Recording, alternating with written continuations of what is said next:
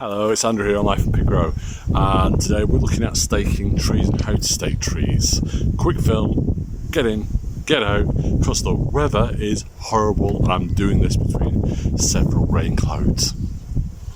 So as you can see, this is an apple tree that's been planted in open ground, but the thing about it is when it's windy, it's rocking around quite a lot, as you can see. And I don't want that to happen because you'll get root rot. Root rot is basically when the tree breaks away from the soil and goodbye tree, and sometimes it snaps the roots. So there's a way to do that. There's a way to combat this, folks. So to combat this, all you need is a post like this. This post has been used many times for supporting trees over the years. The post goes in for about 2 years and it's always hammered into the prevailing wind. So in this case, the wind comes that way. So my post is going to go in about there and I'm going to hammer it in.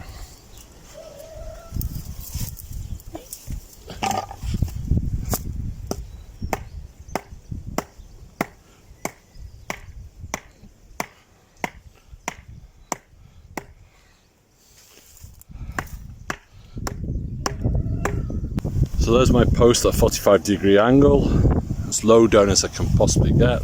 I could use string to tie on, but what will happen is that string will rub after a while. You are better off with one of these. This is a tree holder, or a tree guard, or a tree tie, whatever you want to call it, but it's made out of recycled rubber and plastic, and it's really good stuff. All I do is I attach it to the tree like so. I go through the first loop into here, tighten it around the tree, make sure it's between the tree and the stake. Then I go through the second loop back here.